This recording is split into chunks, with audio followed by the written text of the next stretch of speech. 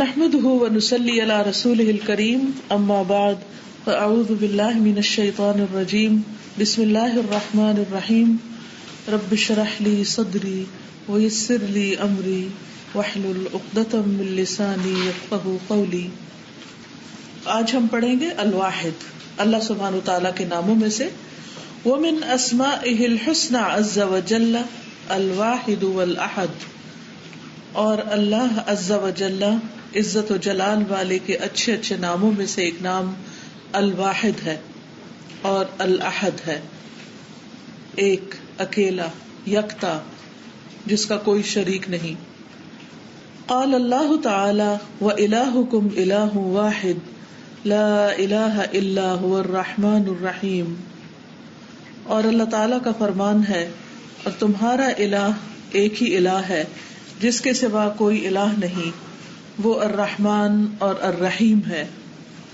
اور الہ کا معنی معبود برحق، یعنی حقیقی معبود جس کی عبادت کی جائے وہ صرف ایک اللہ ہی ہے. وقال اللہ تعالی، اور اللہ تعالی کا فرمان ہے، قل اللہ خالق کل شیء وہو الواحد القہار، کہہ دیجئے اللہ ہی ہر چیز کا خالق ہے اور وہ اکیلا تسلط والا ہے. قل اللہ وقال اللہ تعالی، اور اللہ تعالی کا فرمان ہے، قل هو اللہ احد، کہہ دیجئے کہ وہ اللہ ایک ہے. یعنی یہ تینوں آیات اس بات پر دلالت کر رہی ہیں کہ اللہ سبحانہ وتعالی الواحد ہے، الاحد ہے. ان آیات میں اس کی یہ صفت نظر آ رہی ہے. بسم اللہ الرحمن الرحیم قل هو اللہ احد. گویا اللہ سبحانہ وتعالی نے اعلان کر دیا ہے کہ وہ ایک ہے، اور حقیقت بھی یہی ہے کہ اللہ سبحانہ وتعالی کے سوا کوئی اور الہ ہو نہیں سکتا، کیونکہ خالق بھی وہی ہے، مالک بھی وہی ہے، ہر چیز اس کی پیدا کی ہوئی ہے، اسے کسی نے پیدا نہیں کیا. وہ سب کو کھلاتا ہے، اسے کوئی نہیں کھلاتا، تو اس لیے الہ ہونے کے لائق بھی وہی ہے اور صرف وہی، کوئی اس کی الوہیت میں شریک نہیں ہو سکتا. اللہ تبارک و تعالی هو الواحد الفرد الذي لم يزل وحده ولم يكن معه آخر، الاحد الذي لا شبیہ له ولا نظیر. اللہ تبارک و تعالی وہی اکیلا ہے، هو الواحد، الفرد، اکیلا، الذی لم یزل وحدہ، جو ہمیشہ سے ایک ہی رہا ہے. یعنی ایسا نہیں کہ کبھی ایک سے زیادہ تھا اور پھر اس کے بعد ایک ہو گیا، نہیں، وہ ہمیشہ سے اکیلا ہی ہے. ولم یکن معہ آخر، اور اس کے ساتھ کوئی دوسرا کبھی بھی نہ تھا. الاحد، وہ اکیلا، الذی لا شبیہ لہ، جس کی کوئی شبیہ نہیں، جس کے مشابہ کوئی نہیں، جس سے ملتا جلتا بھی کوئی نہیں، ولا نظیر، اور نہ کوئی مثال. یعنی اللہ سبحانہ وتعالی جیسا ہونا تو دور کی بات، اس کے مشابہت بھی کوئی نہیں رکھتا، اس کے قریب تر بھی کوئی نہیں. وہ اپنی تمام صفات میں، اپنی ذات میں، اپنی قوت میں، اپنے علم میں، تمام صفات میں سب سے منفرد ہے. وَهُوَ سُبْحَانَهُ الْإِلَٰهُ الْوَاحِدُ الْأَحَدُ الَّذِي لَا إِلَٰهَ إِلَّا هُوَ وَحْدَهُ لَا شَرِيكَ لَهُ فِي ذَاتِهِ وَلَا فِي أَسْمَائِهِ وَلَا فِي صِفَاتِهِ وَلَا فِي أَفْعَالِهِ لَيْسَ كَمِثْلِهِ شَيْءٌ وَهُوَ السَّمِيعُ الْبَصِيرُ. وَهُوَ سُبْحَانَهُ، اور وہ اللہ سبحانہ وتعالی الإلہ الواحد الأحد، وہ معبود حقیقی ہے کہ جو ایک ہے، اکیلا ہے. الذی لا الہ الا ہوا، وہ جس کے سوا کوئی الہ نہیں، وحدہ، وہ ایک ہی ہے. لا شریک لہ، جس کا کوئی شریک نہیں. کیسے؟ فی ذاتہ، اس کی ذات میں، یعنی کوئی بھی اللہ پاک کی ذات میں اس کا شریک نہیں. اور ولا فی اسمائہ، اور اس کے ناموں میں بھی کوئی شریک نہیں، اس جیسے نام بھی کسی کے نہیں، اس کے نام بھی سب سے اچھے ہیں. وَلِلَّهِ الْأَسْمَاءُ الْحُسْنَى فَادْعُوهُ بِهَا. ولا فی صفاتہ، اور نہ اس کی صفات میں، ولا فی افعالہ، اور نہ اس کے کاموں میں، یعنی ان تمام چیزوں میں وہ منفرد ہے، یکتا ہے. لیس کمثلہ شیء، اس جیسی کوئی چیز ہی نہیں. وہو السمیع البصیر، اور وہ سننے والا، دیکھنے والا ہے. لیس کمثلہ شیء وہو السمیع البصیر. واللہ عز وجل هو الواحد الاحد الذي توحد بجميع الكمالات واحسن الاسماء واعلى الصفات الذي له وحده صفات الكمال والجلال والجمال والكبرياء.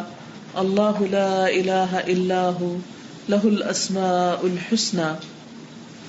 واللہ عز وجل، اور اللہ جو عزت و جلال والا ہے، هو الواحد الاحد، وہی ایک اکیلا ہے، الذی وہ جو، توحد اکیلا ہوا، بجمیل کمالاتی سارے کمالات کے ساتھ، یعنی جتنے بھی اس کے کمال ہیں، اس کے جو پرفیکشن ہے ہر چیز میں، اس کی کریشن میں، اس کی حکمت میں، اس کی تدبیر میں، اس کی سمع میں، بصر میں، تو ان میں کوئی بھی اس کا شریک نہیں، اس جیسا کوئی بھی نہیں. وہ احسن الاسماء، اور اچھے اچھے ناموں میں بھی کوئی اس کا شریک نہیں. بات وہی ایک دوسرے طریقے سے کہی گئی ہے تاکہ مزید ذہن میں راسخ ہو جائے. ایک ہی بات کو اگر مختلف طریقوں سے کہا جائے تو وہ دل میں اچھی طرح بیٹھ جاتی ہے. وَأَعْلَى الصِّفَاتِ، اب یہ بالکل وہی باتیں جو اوپر کے پیراگراف میں ہو چکی ہیں، لیکن طریقہ مختلف ہے کرنے کا. اور اعلیٰ صفات میں بھی کوئی اس کا شریک نہیں. الذی لہ وحدہ صفات الکمال والجلال، وہی رب، وہی ہستی کہ اکیلے اسی کے لیے ہیں صفات الکمال اور جلال، والجمال والکبریا، صفات الجمال اور کبریا یعنی بڑائی کی. اللہ لا الہ الا ہوا لہ الاسماء الحسنى، اللہ نہیں کوئی الہ مگر وہی، اسی کے ہیں اچھے اچھے نام. یعنی اگر ہم اس کی صفات کا جائزہ لیں تو کچھ صفات میں کمال اور جلال نظر آتا ہے اور کچھ میں جمال اور کبریائی نظر آتی ہے. یعنی اس کے مختلف نام اس کی مختلف صفات کا اظہار کرتے ہیں، اس سے اس کی مختلف صفات سامنے آتی ہیں.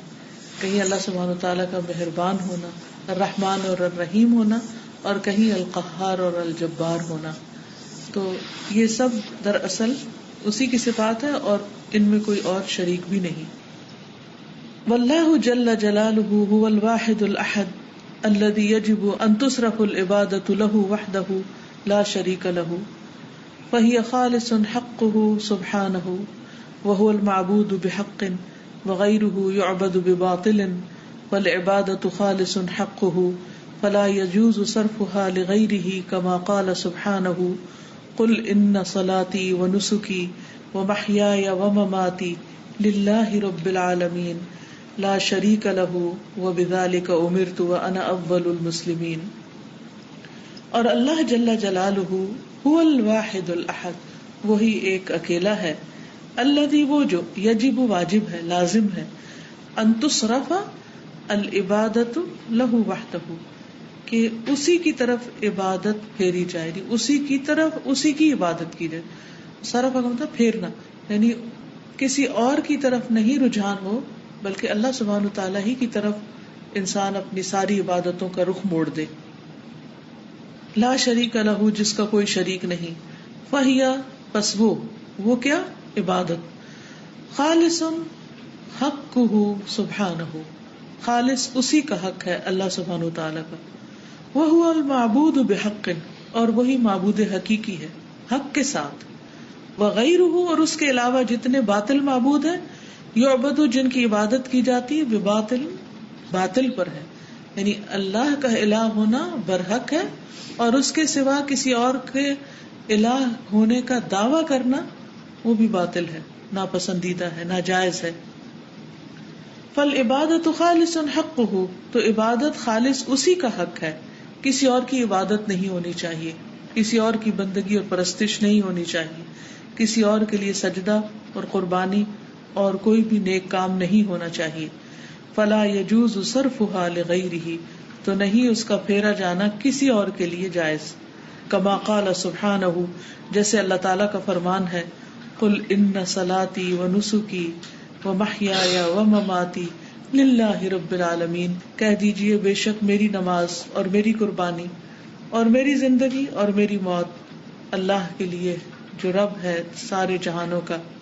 یعنی میری عبادات اور میرے پاس جو مال ہے یا جو میری ملکیت میں چیزیں ہیں ان کا خرچ کرنا، ان کا قربان کرنا، ان کا دینا، وہ بھی صرف اور صرف اسی ہستی کے لیے، اسی ذات کے لیے، اسی رب کے لیے ہے. اور نہ صرف یہ کہ یہ دو چیزیں جسمانی عبادت اور مالی عبادت، بلکہ موت اور زندگی بھی ساری کی ساری اللہ رب العالمین کے لیے. یعنی ہم جب تک زندہ رہیں اللہ کے بندے بن کر رہیں، اور جب ہم فوت ہوں تو بھی اسی کا نام لیتے ہوئے مرے، اسی کے نام پر ہماری موت آئے، کسی اور کے نام پر نہیں. اب بعض اوقات لوگ جب اللہ کے راستے میں جنگ بھی کرتے ہیں تو کبھی ملک کے لیے، کبھی سیلف پروجیکشن کے لیے، بہادری دکھانے کے لیے یا کسی بھی اور مقصد کے لیے، تو وہ قبول نہیں. جیسے نبی صلی اللہ علیہ وسلم سے کسی نے پوچھا کہ انسان لڑتا ہے کبھی حمیت کے لیے، کبھی عصبیت کے لیے، کبھی اپنی بہادری ظاہر کرنے کے لیے، تو کیا یہ فی سبیل اللہ شمار ہوگا؟ تو آپ نے فرمایا کہ نہیں، جو صرف اور صرف اللہ کے راستے میں لڑے گا اس کا جہاد فی سبیل اللہ شمار ہوگا. باقی اگر کوئی اپنی قوم کے لیے کرتا ہے یا اپنی سیلف پروجیکشن کے لیے، کسی بھی اور مقصد کے لیے کرتا ہے، تو اس کی وہ کوشش قبول نہیں ہوگی. اس چیز کو سامنے رکھتے ہوئے ہمیں جو اخلاص کا معنی ہے وہ بھی سمجھ میں آتا ہے. یعنی ایک اللہ کے لیے خالص ہونا دراصل اخلاص ہے. اور یہ معنی کس طرح سمجھ میں آتا ہے کہ ہم جو کچھ بھی دین کا کام کرتے ہیں اس میں ہمارے پیش نظر دین کی سربلندی ہونی چاہیے، اللہ کے نام کی بلندی ہونی چاہیے. اپنے نام یا اپنی ذات یا اپنے ادارے کا نام یا کوئی بھی اور چیز سامنے نہیں ہونی چاہیے. اور اس راہ میں انسان کوئی بھی کوشش کرے تو اس کے ذہن میں یہی ہونا چاہیے کہ مجھے لوگوں کو اللہ سے جوڑنا ہے. وَمَنْ أَحْسَنُ قَوْلًا مِّمَّنْ دَعَا إِلَى اللَّهِ وَعَمِلَ صَالِحًا وَقَالَ إِنَّنِي مِنَ الْمُسْلِمِينَ. اور اس سے اچھی کس کی بات ہو سکتی ہے جو لوگوں کو اللہ کی طرف بلائے. اللہ کی طرف بلانے کا مطلب کیا ہے؟ کہ لوگوں کے دل میں اللہ کی محبت ڈال دے، اللہ کی یاد میں جینے والا بنا دے، اور وہ اپنا ہر کام صرف اللہ کی خوشی کے لیے کرنے والے بن جائیں.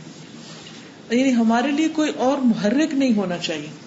ہمارے لیے جو موٹیویشن ہے کسی بھی نیک کام کو کرنے کی، وہ کسی انسان کی خوشی نہیں ہونا چاہیے کہ اچھا میں یہ کام کر لوں تو میرے اماں ابا بہت خوش ہو جائیں گے، میں یہ کام کر لوں تو میری ٹیچر بہت خوش ہو جائیں گی، یا میں یہ کام کر لوں تو فلاں شخص بہت خوش ہو جائے گا، یا میری کمیونٹی بہت خوش ہو جائے گی، یا میرا ملک جو ہے وہ ترقی کر جائے گا.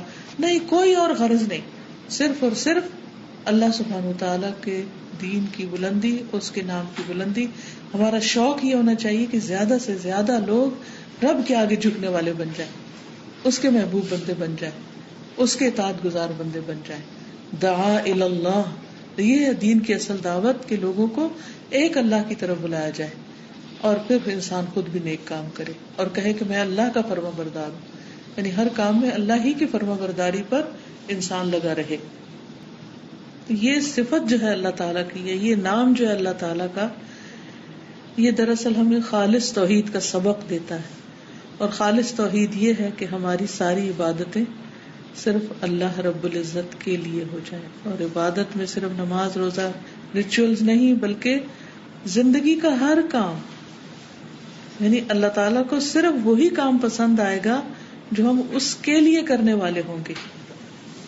یعنی چھوٹی سے چھوٹی نیکی اور بڑے سے بڑا کام، ہر چیز کے پیچھے اللہ کی محبت اور اللہ رب العزت کی خوشی. اور پھر اگر یہ معیار بن جائے انسان کا، یہ کرائیٹیریا بن جائے، تو انسان پھر ہمیشہ یہ دیکھے گا کہ کون سا کام ایسا ہے کہ جس سے میرا رب خوش ہوتا ہے. وہ یہ نہیں دیکھے گا کون سا کام مجھے کنوینئنٹ ہے، وہ یہ نہیں دیکھے گا کہ کس کام میں میرا دل بہت خوش ہوتا ہے، وہ یہ نہیں دیکھے گا کہ کس کام سے مجھے بہت شہرت ملے گی یا کس کام سے مجھے کوئی دنیا کا فائدہ مل جائے گا. وہ ان چیزوں کو نہیں دیکھے گا. تو اس کی ڈیسیژن میکنگ کتنی آسان ہو جائے گی.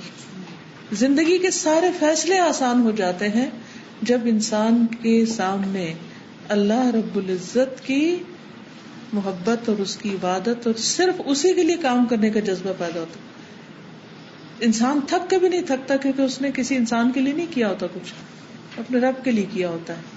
اور جب رب کے لیے کرتا ہے تو کوئی اس کا شکریہ ادا کرے یا نہ کرے, کوئی اس کی تعریف کرے کہ نہ کرے, نہ اسے تعریف کی بھوک ہوتی ہے اور نہ کسی انسان کی مدد کی بھوک ہوتی ہے کہ کوئی میری مدد کرے گا تو میں آگے بڑھوں گا. یہی وہ چیز ہے, اسی صفت کو سمجھنے کے بعد انسان کے اندر سیلف موٹیویشن آتی ہے جو کہ نیکی میں آگے بڑھنے کے لیے اور مرتے دم تک اس راستے پر استقامت اختیار کرنے کے لیے بے حد ضروری ہے. کیونکہ جب تک انسان سیلف موٹیویٹڈ نہیں ہوتا, اندر سے اس کے ایک نیکی کا جذبہ نہیں ابھرتا اور صرف دوسروں کو دھکا دے دے کے لگانا پڑتا ہے کہ تم یہ کرو تم وہ کرو, تو اس وقت تک انسان حقیقی معنوں میں اللہ والا نہیں بن سکتا, حقیقی معنوں میں وہ عبادت گزار کہلا ہی نہیں سکتا. تو اس لیے بہت ضروری ہے کہ انسان توحید کا مطلب سمجھے. توحید کو ہم صرف لا الہ الا اللہ پڑھ کے زبان ہلا کے سوچتے ہیں کہ ہم نے کہہ دیا اور ہاں ہم واقعی اس کو سمجھتے ہیں, نہیں, جب تک وہ ہماری عملی زندگی میں نہیں آتی, ہمارے عمل کا حصہ نہیں بنتی, تو وہ توحید نہیں. سزا آج ہم صبح دوائی شافی کی کلاس میں پڑھ رہے تھے کہ اللہ تعالیٰ کی محبت کی لذت جو پاتا ہے انسان, وہ یہ نہیں ہے کہ ایک دم سے ہر چیز آ جائے. تو جیسے رسول اللہ صلی اللہ علیہ وسلم جب نماز پڑھتے تھے تو ان کے پاؤں میں ورم آ جاتا تھا کھڑے ہو کر, کیونکہ استاذہ جب انسان کو کسی سے محبت ہوتی ہے تو وہ اس کو پانے کے لیے, اس کو چاہنے کے لیے اس کی کوشش کرتا ہے, اس کو خوش کرنے کے لیے. استاذہ مجھے یہ فیلنگ صبح آ رہی تھی کہ رسول اللہ صلی اللہ علیہ وسلم کو کیا چیز تھی نا جو کہ وہ اتنی دیر تک کھڑے رہتے تھے نماز میں, تو کل اللہ پڑھ کے گڑان سجدے میں کہ بھئی ہم سچی بات ہے کہ وہ لذت, اور وہ اس کے بعد کیا حالات ہے. مجھے تو ہمیشہ جب نماز پڑھ لیتی اس کے بعد میں وہ کھڑے ہو کے کچھ پڑھنا تھا یا زیادہ دیر اپنے رہنا. تو اور ایک دوسری بات کہ یہاں پہ جو بات کی ہے نا کہ بار بار جو پھیری جا رہی ہے تو صرف وہ عبادت اور وہ کہ پھیر کے آپ کو واپس ادھر پلٹ, یعنی سینٹر آف لائف وہی ہو. شیطان ہمیں بہکائے یا ہمارے نفس کی کوئی اکساہٹ بیچ میں آ جائے یا لوگوں کا پریشر آ جائے, کتنی چیزیں ہوتی ہیں کہ جو ہمیں اصل مرکز سے پھیرنے لگتی, اصل مقصد سے پھیرنے لگتی, اور اصل مقصد کیا ہے, اللہ کی رضا. تو واپس اسی طرف پھر جائے انسان. السلام علیکم. میں سوچ رہی ہوں کہ یہ شیخ الاسلام یا ابن تیمیہ, انہوں نے اپنی کتاب عقیدۃ الواسطیہ میں جو لکھا, ان کو کیا بات کی جو کلک کی کہ محیای و مماتی للہ, کہ ان کا جینا مرنا وہ سب اللہ کے لیے ہو جائے.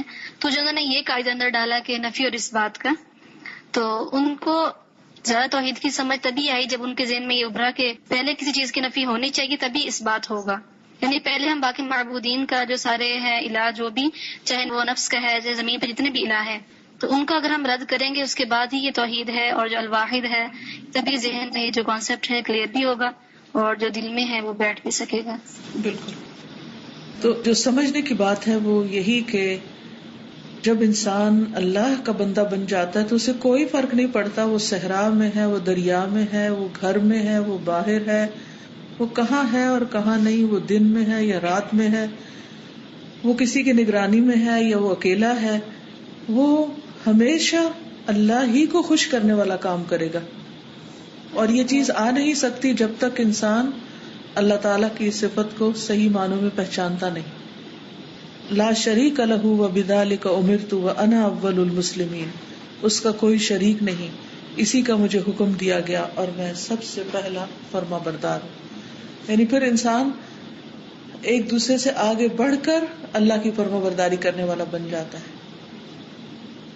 ایسے بندوں کا جو خاتمہ ہے وہ بھی فی مقعد صدق عند ملیک مقتدر, اس آیت کے کانٹیکس میں اس طرح ہوتا ہے.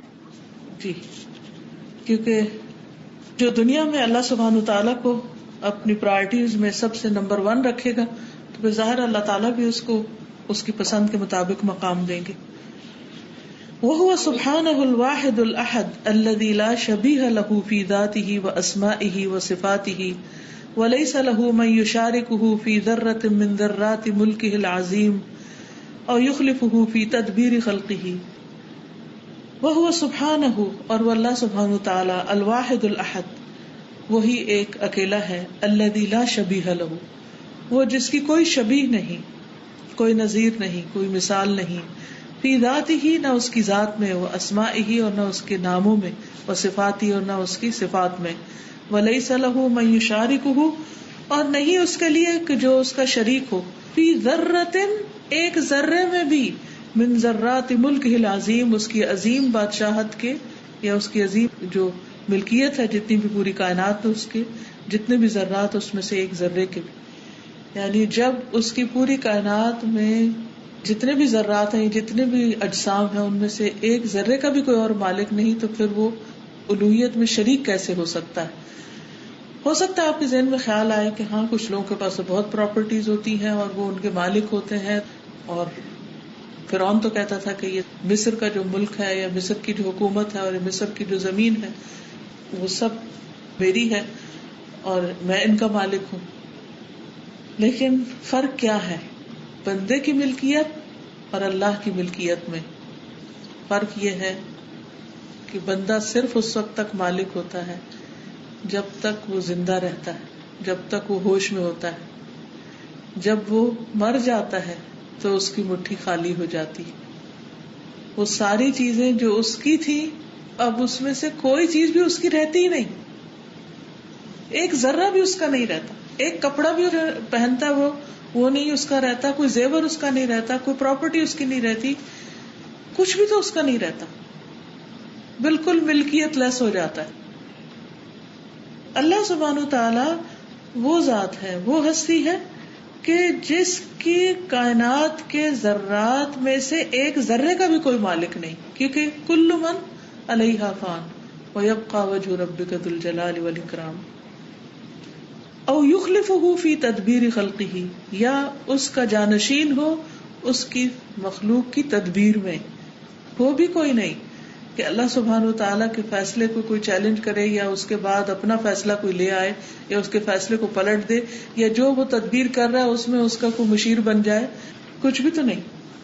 دنیا میں آپ دیکھیے کہ جتنے بھی اسٹریٹجک پلاننگز ہوتی ہیں یا کہیں حکومتوں کے باہمی مشورے مشاورتیں ہوتی ہیں، نیشنل اسمبلیز ہوتی ہیں یا مشاورتی کمیٹیز ہوتی ہیں، کسی بھی قسم کی جو کسی بادشاہ یا کسی بھی بڑی اتھارٹی کو سپورٹ دینے کے لیے، تو اس میں ان کو کنسلٹنسی کی ضرورت ہوتی ہے. کوئی بھی پروجیکٹ شروع کرنے کے لیے، کوئی بھی کام کرنے کے لیے اس کام سے متعلق ماہرین کو جمع کیا جاتا ہے، پھر وہ سر جوڑ کے بیٹھتے ہیں، منصوبے بناتے ہیں اور منصوبے پیش کرتے ہیں، پھر اس میں سے کوئی قبول ہو جاتا ہے، کوئی رد ہو جاتا ہے.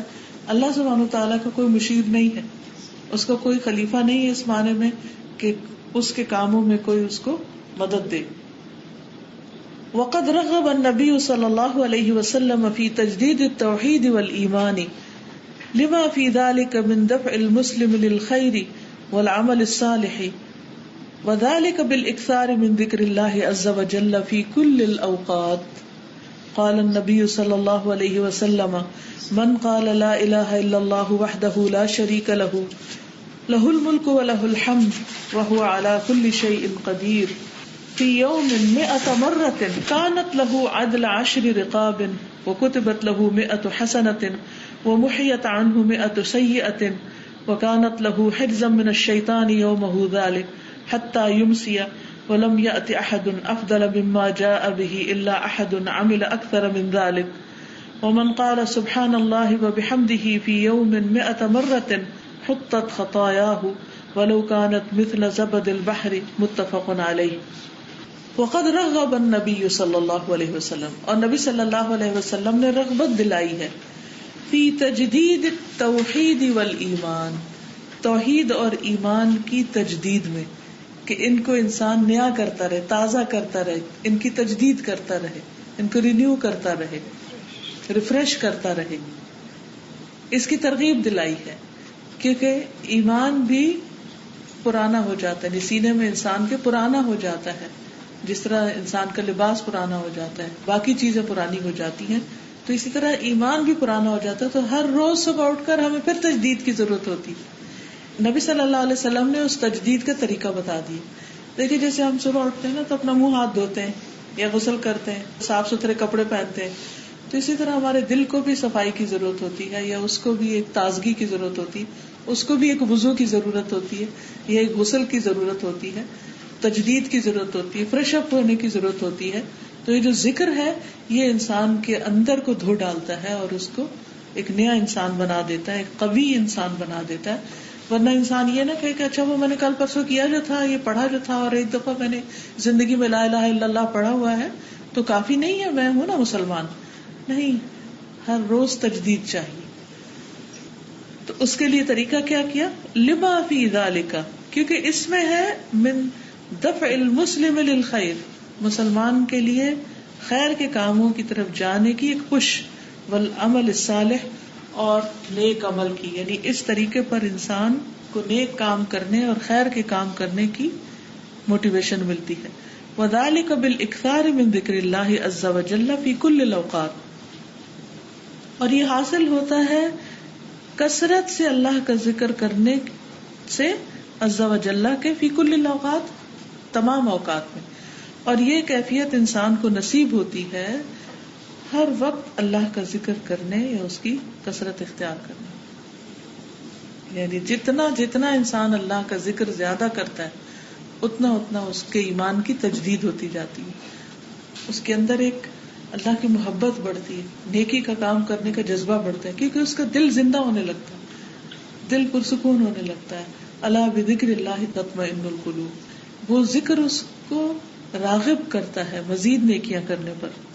قال النبی صلی اللہ علیہ وسلم، نبی صلی اللہ علیہ وسلم نے فرمایا، من قال، جس نے کہا یعنی جس نے پڑھا، لا الہ الا اللہ وحدہ لا شریک لہ، لا الہ الا اللہ، نہیں کوئی الہ مگر اللہ، وحدہ لا شریک لہ، وہ ایک ہے، اس کا کوئی شریک نہیں، لہ الملک، اسی کے لیے ہے بادشاہت، ولہ الحمد، اور اسی کی ہے تعریف، وہو علی کل شیء قدیر، اور وہ ہر چیز پر قدرت رکھتا ہے، خوب قادر ہے.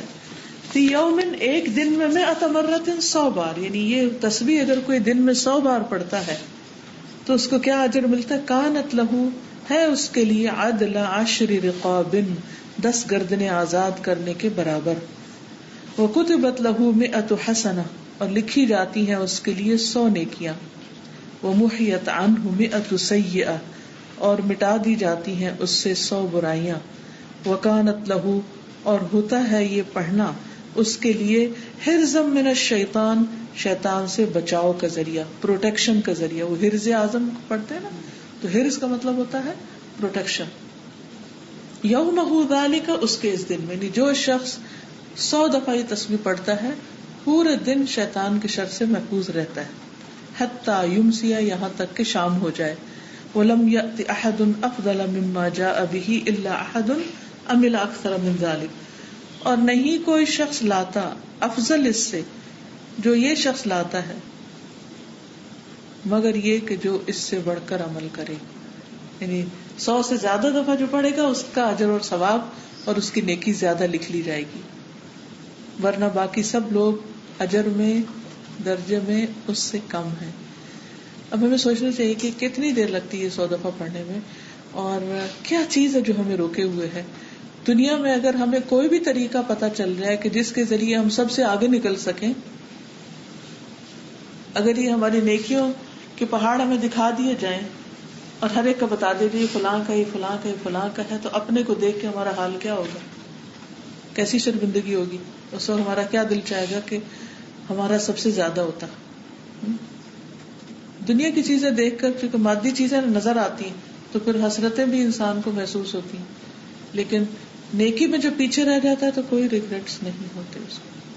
اور کتنی فضول فالتو باتیں ہم کرتے ہیں، ان میں سے کچھ باتیں کٹ ڈاؤن کر لیں اور ان کو ریپلیس کر لیں ان تسبیحات کے ساتھ، تو ایمان کی تجدید بھی ہوگی، اور باقی جتنی کمی کوتاہی ہم سے ہو جاتی ہے عمل میں وہ بھی پوری ہو جائے گی انشاءاللہ.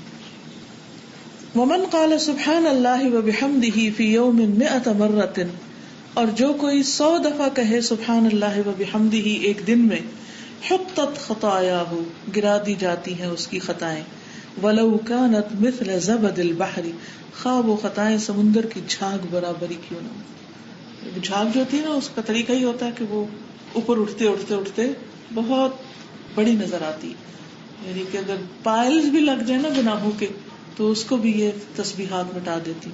لیکن ہم میں سے کتنے لوگ ہیں کہ جو روز اس ذکر کی پابندی کرتے ہوں؟ پابندی کے لیے ایک مفید چیز یہ ہے کہ انسان کسی نہ کسی وقت کے ساتھ کام کو باندھ لے. مثلا کون سا کام دنیا کا ایسا ہے جو آپ روز کرتے ہیں؟ فار ایگزامپل آپ کوکنگ روز کرتے ہیں، یا آپ صفائی روز کرتے ہیں، یا آپ مثلا سبزی بنا رہے ہیں، کچھ بھی. تو اس میں یہ 100 دفعہ پڑھنے کے 10 منٹ لگیں گے، 7 منٹ لگیں گے. تو ان 7 منٹس میں اپنے لیے پابندی کر لیں کہ میں نے کوئی اور بات نہیں کرنی، صرف یہی تسبیح پڑھنی.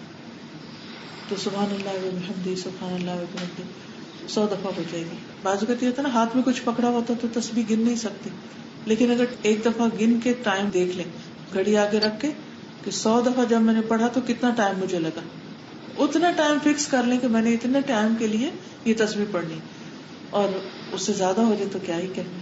اگر خالی ہو ہاتھ تو پھر تو ہاتھوں پہ بھی یہ دیکھیں نا اللہ نے نشان لگا دیے ہیں، ایک ہاتھ پہ 7 ٹائمز پڑھنا. میرا اگر کانش کی سائڈ پہ ہے تو میں یہ سوچ لیتی ہوں کہ اس مسجد سے اس مسجد تک مجھے جانا ہے، تو جاتے وقت سبحان اللہ کبھی ہم نہیں پڑھنا، آپ نے لا الہ الا اللہ. بالکل. تو وہ جو بھی ہوتے ہیں آپ کی کانسنٹریشن اس پہ نہیں جاتے، کچھ اسٹیپ پہ ہوتی ہے اور آپ وہ پڑھتے جاتے ہو اور آگے بالکل مسجد تک پہنچتے تو آپ کو پتہ ہے اتنی کاؤنٹنگ آپ کی ہو. بالکل بالکل. یعنی ہر شخص کچھ نہ کچھ اپنی پابندی رکھے. مثلا میں جب یونیورسٹی میں پڑھتی تھی تو اس وقت ہم بس پہ جاتے تھے، تو ہاسٹل سے بس پہ بیٹھتے اور یونیورسٹی تک جاتے، تو اس کی میں نے کچھ تسبیحات رکھی ہوئی تھی، اور پھر واپسی کی اسی طرح. تو اب وہ بیٹھتے ہی پہلا کام یہ ہوتا تھا کہ فوراً شروع ہو جاتے، اللہ کہ کوئی پیپر ہو یا کچھ تو پڑھتے ہوئے جائے، ادروائز تسبیحات. تو مجھے لگتا ہے کہ اس سے بہت فائدے ہوتے ہیں. یعنی یہ جو انہوں نے انوکھا فائدہ لکھا جس کا تجربہ میں نے کیا ہے کہ ذکر کی کثرت سے نیکی کے کاموں کی موٹیویشن ملتی. یعنی جب آپ سست ہو رہے ہوتے ہیں نا کہ آپ کا دل نہیں چاہتا کچھ کرنے کو، پتا ہوتا ہے یہ کرنا ہے یہ کرنا ہے، لیکن اچھا کرتے ہیں اور پھر وقت گزر جاتا ہے، پھر نہیں ہوتا. تو اس کا علاج یہ ہے کہ انسان کثرت سے ذکر کرے اور ان تسبیحات کو پڑھے. اب خواتین جو جم میں جاتی ہیں یا واک کرتی ہیں، وہ تو بہت ہی بیسٹ ٹائم ہوتا ہے یہ سب کچھ کرنے کا. یعنی ہر شخص اپنی مصروفیات کے مطابق دیکھ سکتا ہے کہ اس کو سب سے زیادہ سوٹیبل ٹائم کون سا ہے، بس مقرر کر لے. یعنی کئی کام ہوتے ہیں نا جو کبھی کبھی ہم کرتے ہیں، اور کئی کام ایسے ہوتے ہیں جو روز کرتے ہیں جن کے بغیر گزارا ہی نہیں. تو ان میں سے کوئی کام منتخب کر لیں جس کے ساتھ اپنی تسبیح کو الگ وقت نکالے تو بہت ہی اچھا ہے. میں نہیں کہتی کہ کاموں کے دوران ہی پڑھے، الگ وقت نکالیں. لیکن اگر آپ کی زندگی بہت ہی مصروف ہے، الگ وقت نہیں ہے آپ کے پاس، تو ڈرائیونگ کرتے ہوئے، بچوں کو تیار کرتے ہوئے، اگر انہیں اسکول بھیج رہے ہیں تو ساتھ ان کو بھی لگا لیں. ہمارا دبئی سے شارجہ جاتے ہوئے ممبئی سے بہت زیادہ ہمیں ٹریفک ملتا ہے، 1-1.5 گھنٹہ ہم وین میں ہوتے ہیں، میں اور میری اسٹوڈینٹس. تو میں کرتی تھی پہلے، مجھے لگا کہ شوق ہے میں ان کو بتاؤں وہ سارا راستہ آج کتنی ٹریفک ہے، آج کتنی اس کی تسبیح ہوتی رہتی. پھر اس کے بعد ایک دن میں نے ان سے شیئر کر دیا، میں کہا آپ یہ دیکھو کہ اس وقت میں درود ابراہیمی پڑھنا عام روٹین میں بہت مشکل ہے. لا الہ الا اللہ وحدہ لا شریک 100 ٹائمز پڑھنا، سبحان اللہ و بحمدہ ہو جاتی ہے، لیکن یہ پڑھنا ہمارے لیے مشکل ہوتا ہے. ویری نیکسٹ ڈے ماشاء اللہ ہر اسٹوڈنٹ کا الحمدللہ. بس صرف یہ کہ سب کو یاد دہانی کرانی پڑتی ہے، سکھانا پڑتا ہے، توجہ دلانی پڑتی ہے. میں تو بچوں کے ساتھ بھی، جب چھوٹے چھوٹے بچے بھی ساتھ گاڑی میں بیٹھے تو ایک دفعہ یاد دہانی کرا دیتی، چلو تسبیح کرو، درخت لگاؤ. 2 سال پہلے میرے نیچے کی سرجری ہوئی تھی اپنڈکس کی، 10 سال کا تھا، تو لیٹا فٹ بال میں نہیں جا سکتا ہوں ابھی، this is not the right time. تو وہ ہی اسٹارٹڈ گیٹنگ ویری ہوپلیس. تو میں اس کو پھر بیٹھ کے بتا رہی ہوں یہ چیز تم پڑھو گے نا، دیکھو you can't even get up, drip لگی ہوئی ہے، تو مجھے صرف لیٹے یہ اگر کر لو تو this is what you will gain. تو وہ سوچتا رہا، پھر تھوڑی دیر کے بعد اس نے اوکے شو می. تو میں نے اس کو بولا یہ پڑھو. پھر اس نے کہا اچھا ٹھیک ہے، ہاؤ مینی ٹائمس. پھر وہ لیٹے اب اٹھ نہیں سکیں، کچھ کر نہ سکیں، تو وہ کاؤنٹنگ بیٹھ کے کرتا رہا. ہاؤ مینی، میں نے کہا 82. تو وہ کر کے پوری 100 ہو گئی، ڈن. تو پھر اب تھوڑی دیر کے بعد کہتے anything else I should read, کیونکہ مزہ بھی آتا ہے. تو وہ ایک اس کے لیے وہ بھی ہو گیا کہ اچھا ٹھیک ہے اب روز میں نے اتنے اذکار کرنے ہیں کیونکہ میں اب اور کچھ کر نہیں سکتا. تو وہ الحمدللہ وہ تو اس کے ہو گئے. پھر مجھے یاد ہے کہ نیکسٹ ٹائم میری امی ایک دفعہ بیمار ہوئی تھی تو ان کو جا کے کہا آپ پتہ ہے لیٹے یہ کر لیا. تو الحمدللہ وہ ایک دفعہ وہ بچوں کو اگر ہم کر دیں تو پھر ان کے لیے وہ پیٹرن بن جائے. بالکل صحیح. سزا اس کا میننگ جو ہے ذالک من دفع المسلم، دفع المسلم، دفع ہوتا ہے پش، انہیں دروازوں پہ لکھا ہوتا ہے، مارکیٹ میں جاتے ہیں تو دروازوں پہ کیا لکھا ہوتا ہے؟ پش کے ساتھ کیا لکھا ہوتا ہے؟ دفع لکھا ہوتا ہے، پش، سحب اور پش، دفع، سحب ہوتا ہے کھینچو، پل. فما اجهل وما اضل من يعبد غير الله مما لا يعقل ولا يسمع ولا يبصر ويترك عبادة الله الذي تفرد بالخلق والإيجاد والرزق والإمداد والتصريف والتدبير والبسط والقبض والخفض والرفع والنفع والضر. قل أتعبدون من دون الله ما لا يملك لكم ضرا ولا نفعا والله هو السميع العليم.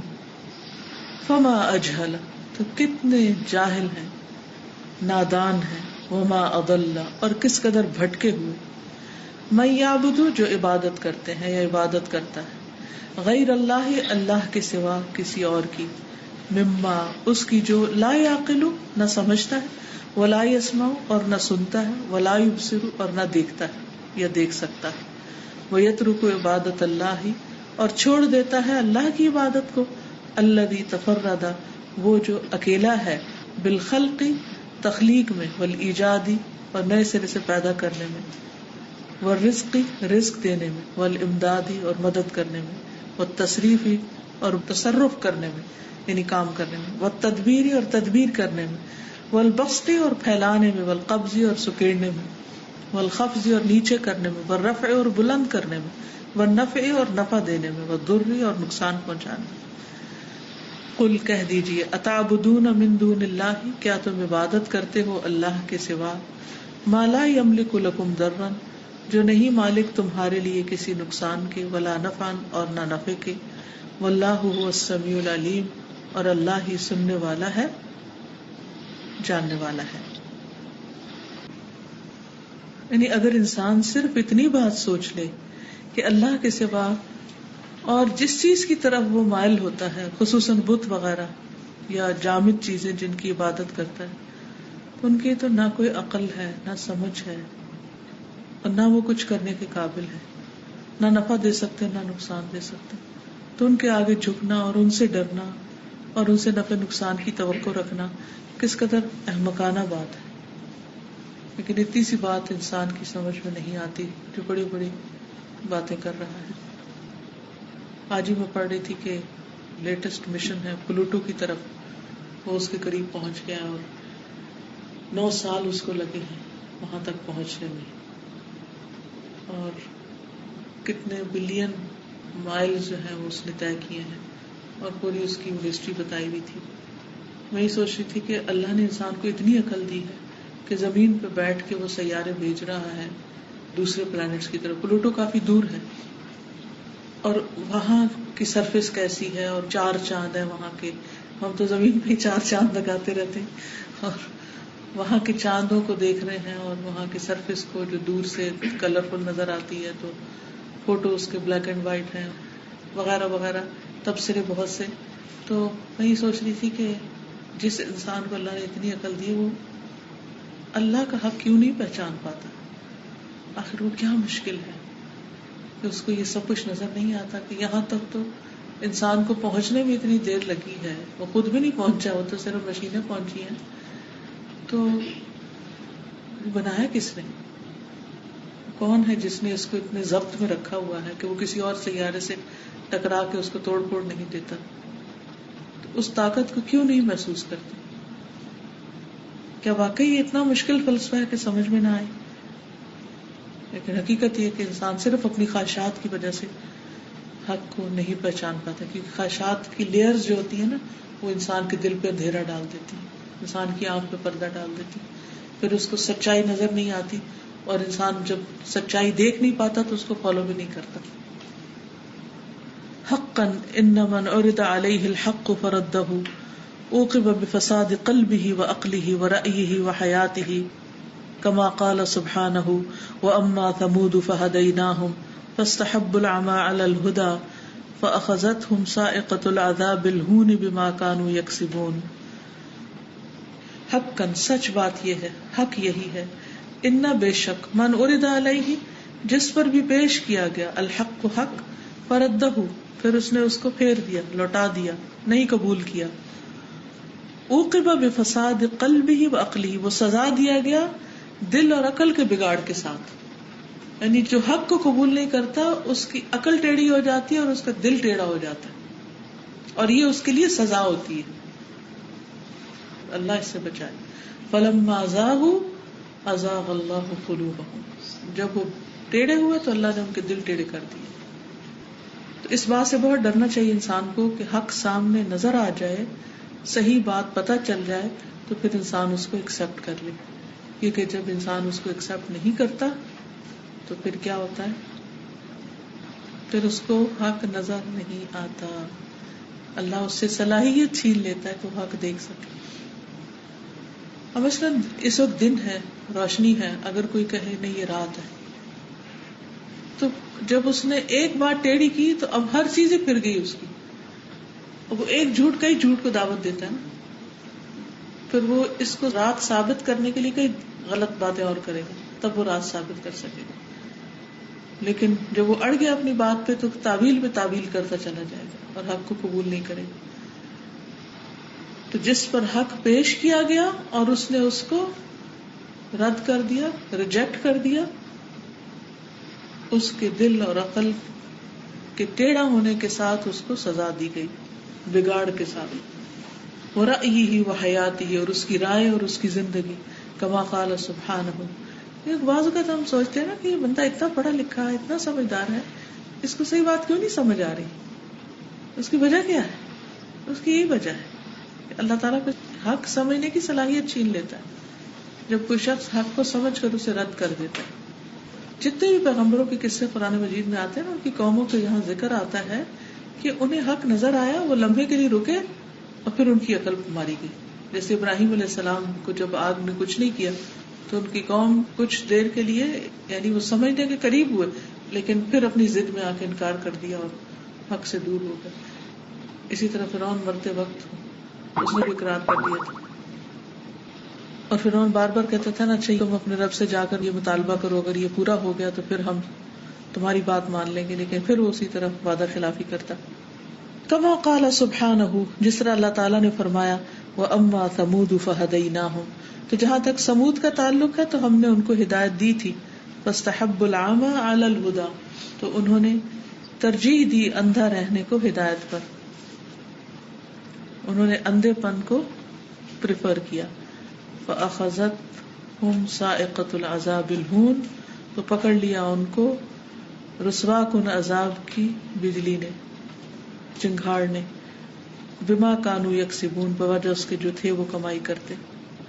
فَلْيَنْتَظِرِ الْعُقُوبَةَ فِي الدُّنْيَا وَالْآخِرَةِ كُلُّ كَافِرٍ مُشْرِكٍ بِاللَّهِ كَمَا قَالَ سُبْحَانَهُ لَهُمْ عَذَابٌ فِي الْحَيَاةِ الدُّنْيَا وَلَعَذَابُ الْآخِرَةِ أَشَقُّ وَمَا لَهُم مِّنَ اللَّهِ مِن وَاقٍ. فَلْيَنْتَظِرِ الْعُقُوبَةَ فِي الدُّنْيَا وَالْآخِرَةِ، تو جو شخص ایسا کرے اسے چاہیے کہ وہ کیا کرے، انتظار کرے سزا کا، دنیا میں اور آخرت میں.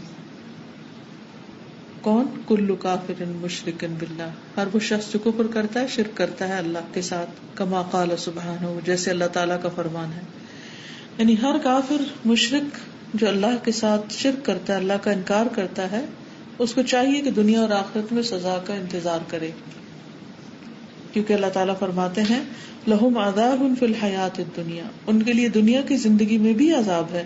وَلَعَذَابُ الْآخِرَةِ أَشَقُّ، اور البتہ عذاب آخرت کا زیادہ سخت ہے. وَمَا لَهُم مِّنَ اللَّهِ مِن وَاقٍ، اور ان کے لیے اللہ سے بچانے والا بھی کوئی نہ ہوگا.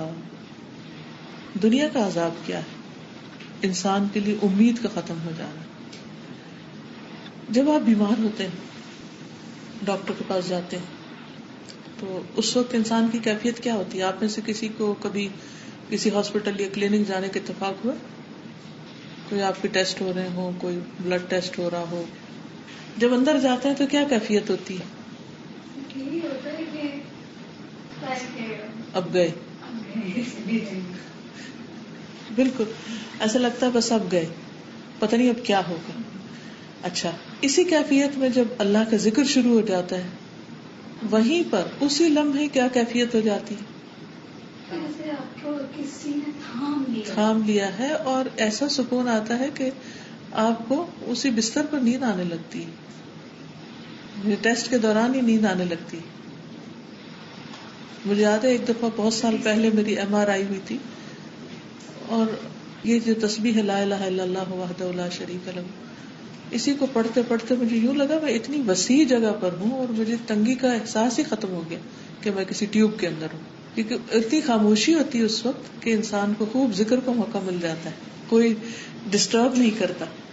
اس وقت ہمیشہ میرے ذہن میں خیال آتا ہے، اس وقت اس جگہ اس بستر پر جب کوئی کافر یا مشرک یا کوئی اللہ کو نہ ماننے والا لیٹتا ہے تو اس کے دل کی حالت کیا ہوتی ہوگی.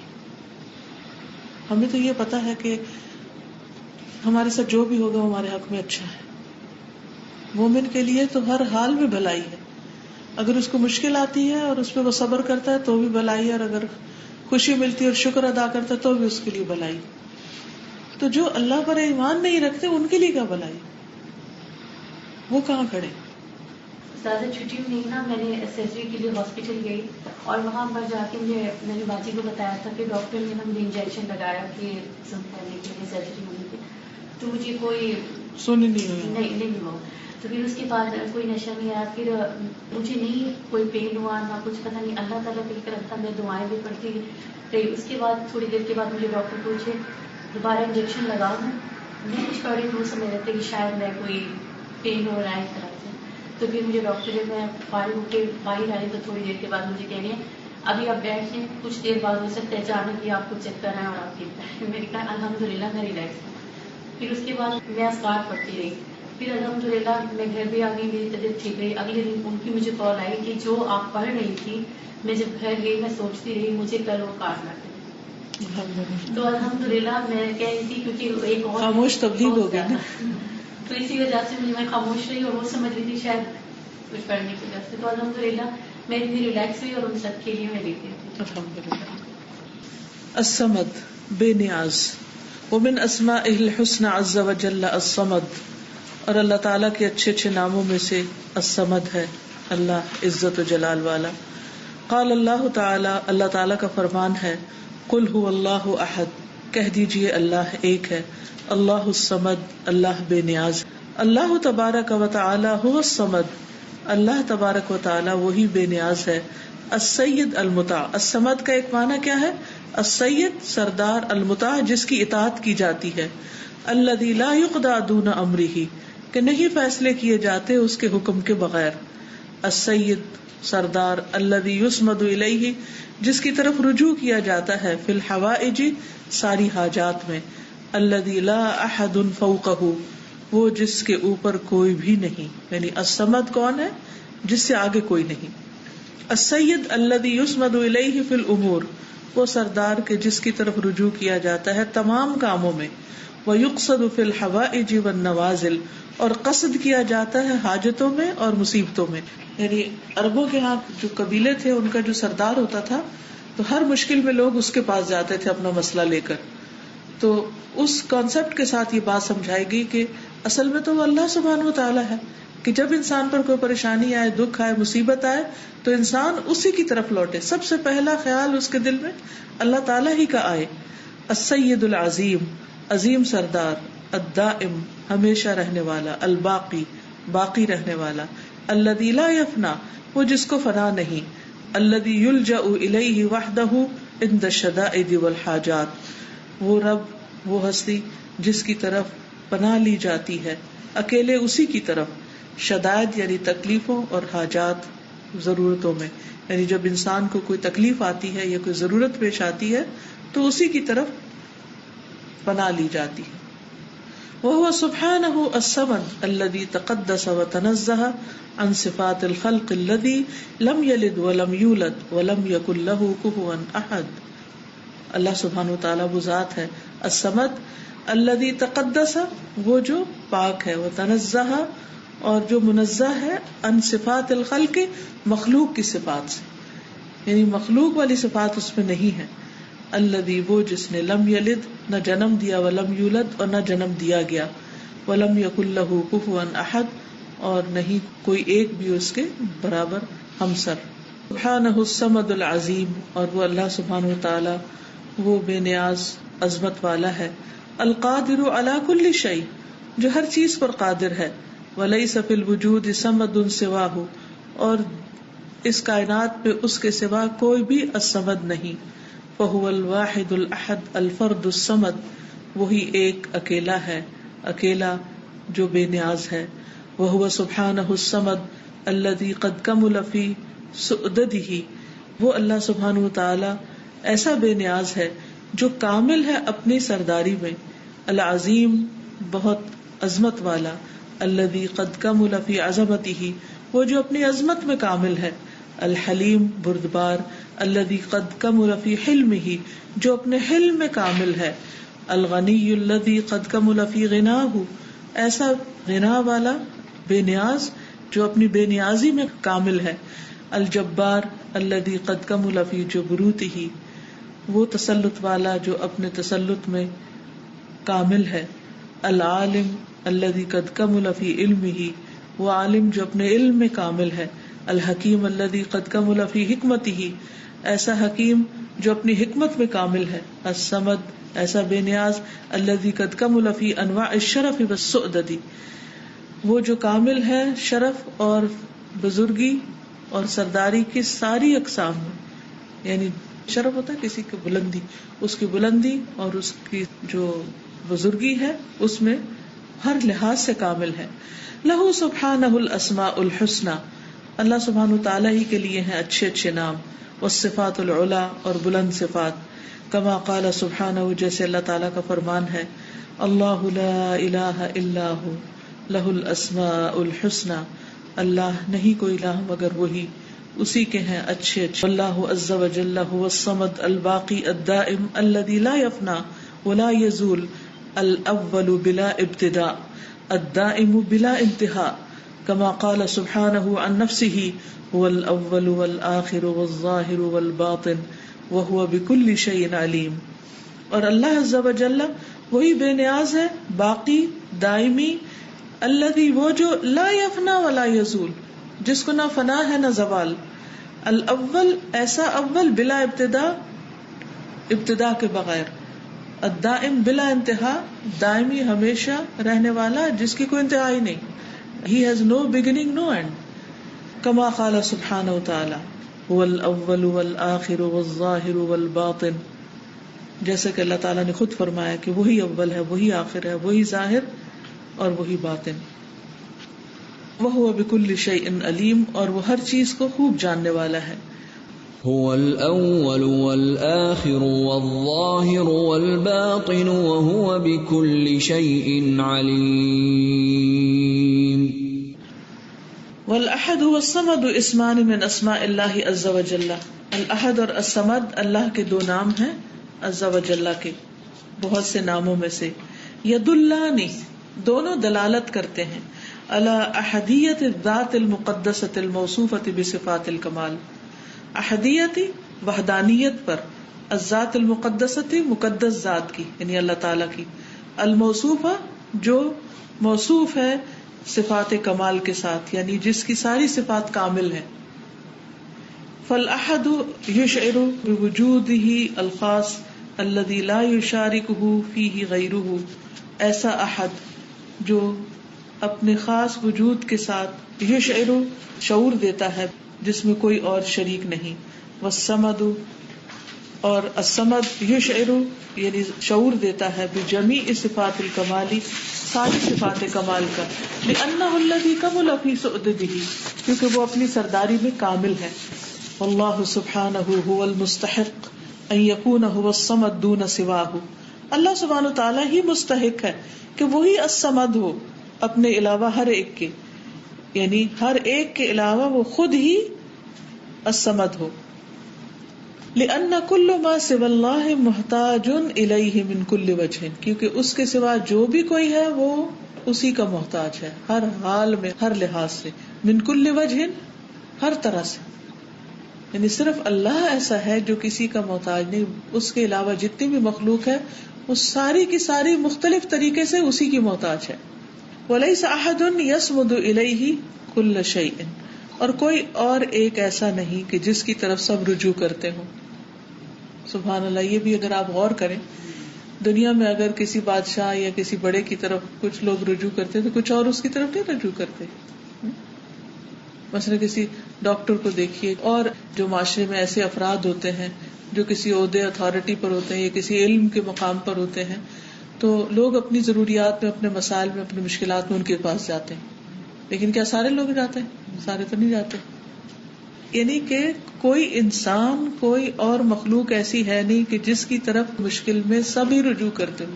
لیکن اللہ سبحانہ و تعالیٰ وہ ہستی ہے کہ سب کے سب اسی کی طرف. قرآن مجید میں آتا ہے یسألہ من فی السماوات والارض کل یوم ھو فی شأن. اسی سے سوال کر رہے ہیں جو آسمانوں میں اور جو زمین میں, سب اس سے مانگتے ہیں. تاکہ کافر اور منافق اور جو مشرک ہے, وہ جو اللہ کا انکار کرتے ہیں, جب سخت مصیبت آتی ہے تو سب کو چھوڑ کر اسی کو پکارنے لگتے ہیں. تو یہ معنی ہے الصمد کا, کہ جس کی طرف سب رجوع کریں, جس کی جو ضرورت ہے وہ اس کے اسپیشلسٹ بس. ہاں, وہ ہر چیز کا اسپیشلسٹ. یہ بہت اچھا پوائنٹ ہے کہ عام طور پر کیا ہوتا ہے کہ ہم کسی کے پاس جاتے ہیں تو اپنی صرف اس ضرورت کے تحت جو اس سے متعلق ہے, اس کا وہ اسپیشلسٹ ہے. جب کوئی دوسری ضرورت پیش آتی ہے تو کسی اور کے پاس جاتے ہیں جس کا وہ فیلڈ ہے. دھوبی کے پاس صرف کپڑے دھلانے ہی جائیں گے, سلوانے نہیں جائیں گے. یہ ہماری حاجات ہیں, ہم چاہے ان کو جو بھی سمجھے لیکن ہم ان کے محتاج ہیں. تو جو محتاجی ہوتی ہے اسی کے پاس انسان جاتا ہے, لیکن ہر ضرورت کے لیے اس کے پاس نہیں چلا جاتا. اللہ سبحانہ و تعالیٰ وہ ہستی ہے کہ جس کے پاس ہر شخص ہر ضرورت کے لیے جاتا ہے. وَلَيْسَ أَحَدٌ يَصْمُدُ إِلَيْهِ كُلَّ شَيْءٍ, اور نہیں کوئی ایک کہ جس کی طرف ہر چیز رجوع کرے. وَلَا يَصْمُدُ هُوَ إِلَى كُلِّ شَيْءٍ إِلَّا اللَّهُ تَبَارَكَ وَتَعَالَى, اور وہ کسی اور کی طرف رجوع نہیں کرتا مگر اللہ تبارک و تعالیٰ کے. وَقَدْ اشْتَمَلَتْ سُورَةُ الْإِخْلَاصِ عَلَى اسْمَيْنِ, اور تحقیق مشتمل ہے سورۃ الاخلاص دو ناموں پر. من اسماء اللہ الحسنى, اللہ تعالیٰ کے اچھے ناموں میں سے, الاحد والصمد, احد اور صمد. یعنی یہ وہ سورت ہے جس میں اللہ تعالیٰ کی دو صفات کا ذکر آ رہا ہے, الاحد اور الصمد کا, جو اکٹھی یہاں پر آئی ہیں. وہما یتضمنان جمیع صفات الکمال, اور وہ مشتمل ہیں تمام صفات کمال پر. یعنی یہ دو صفات ایسی ہیں جو باقی صفات کو بھی شامل کیے ہوئے ہیں. ولم یوجدا فی غیرہا من الصور, جو اس کے علاوہ کسی اور صورت میں اکٹھے نہیں آئے. ولم یوجدا, دونوں نہیں پائے جاتے یہ نام اکٹھے, کہاں؟ اس کے علاوہ کسی اور صورت میں. وَلِذَلِكَ كَانَ تَعْدِلُ ثُلُثُ الْقُرْآنِ, اسی وجہ سے یہ سورت قرآن کا ایک تہائی حصہ ہے. فَيَجِبُ عَلَى الْعَبْدِ أَن يَعْلَمَ أَنَّ اللَّهَ هُوَ الْأَحَدُ الصَّمَدُ وَحْدَهُ لَا شَرِيكَ لَهُ فَلَا يَقْصُدُ بِعِبَادَتِهِ غَيْرُهُ وَلَا يُلْجَأُ فِي هَوَائِجِهِ إِلَّا إِلَيْهِ. فَيَجِبُ عَلَى الْعَبْدِ, تو واجب ہے بندے پر, ان يعلم, کہ وہ جان لے, ان اللہ, بے شک اللہ تعالی, هو الاحد الصمد, وہی اکیلا بے نیاز ہے, وحدہ لا شریک لہ, اکیلا وہی جس کا کوئی شریک نہیں, فلا یقصد بعبادتہ غیرہ, تو نہیں قصد کیا جاتا اس کی عبادت میں اس کے سوا کسی اور کا. ولا یلجأ فی حوائجہ الا الیہ, اور نہیں رجوع کیا جاتا اپنی حاجتوں میں مگر اسی کی طرف, یا نہیں کرنا چاہیے بھی کر سکتے ترجمہ. فواہ عجباً, بس کیا ہی تعجب کی بات ہے, من غفلت العباد, بندوں کی غفلت پر, امن لا یغفل عن برہم والاحسان الیہم, اس سے جو نہیں غافل ہوتا ان کے ساتھ خیر اور احسان کرنے میں. اللہ اکبر. یعنی بندوں کی غفلت کا کیا کہنا کہ اس سے غافل ہے جو ان پر مسلسل احسان کر رہا ہے, ہر لمحے ہم پر وہ احسان کر رہا ہے اور ہم اسی کو بھولے ہوئے. اللہ اکبر. کما قال سبحانہ, جیسے اللہ تعالیٰ کا فرمان ہے, قل اغیر اللہ اتخذ ولیا فاطر السماوات والارض وہو یطعم ولا یطعم, کہہ دیجئے کیا میں اللہ کے سوا کسی اور کو دوست بناؤں جو آسمان و زمین کا پیدا کرنے والا ہے اور وہ کھلاتا ہے اور کھلایا نہیں جاتا. قل انی امرت ان اکون اول من اسلم, کہہ دیجئے بے شک مجھے حکم دیا گیا کہ میں سب سے پہلے اسلام لاؤں. ولا تکونن من المشرکین, اور تم ہرگز نہ ہونا مشرکین میں سے. اگر ہمیں توحید خالص مل جائے نا تو ہمارے ساری مشکلات ہی حل ہو جائیں، سارے مسئلے ختم ہو جائیں، جھگڑے ختم ہو جائیں. وبا عجبا من اعراضهم عن ربهم، اے تعجب ان کا اعراض کرنا اپنے رب سے، یعنی بندوں کا، مخلوق کا. وتعلقهم بعبادت من سوا، اور اس کے سوا دوسروں کی عبادت سے چمٹنا. کما قال سبحانہ، جیسے اللہ تعالیٰ کا فرمان ہے، قل افغیر اللہ تأمرونی اعبد ایھا الجاہلون، کہہ دیجئے کیا بھلا اللہ کو چھوڑ کر تم مجھے حکم دیتے ہو کہ میں عبادت کروں، اے جاہلو، اے نادانو. یعنی یہ تو بڑے تعجب کی بات ہے کہ جو ہم پر احسان کر رہا ہے اسے چھوڑ کر ہم دوسروں کی طرف متوجہ ہو جائیں. فوا حسرتا، ہے حسرت، ماذا تفعل الشیاطین ببنی آدم، کیا کر رہے ہیں شیطان بنی آدم کے ساتھ، کیسے کھیل کھیل رہے ہیں. حتی اجتالتہم عن دینہم، یہاں تک کہ انہیں ان کے دین سے پھیر دیا. وزینت لہم سوء اعمالہم، اور ان کے برے کاموں کو ان کے لیے مزین کر دیا. وما امروا الا لیعبدوا اللہ مخلصین لہ الدین حنفاء ویقیموا الصلاۃ ویؤتوا الزکاۃ وذلک دین القیمہ.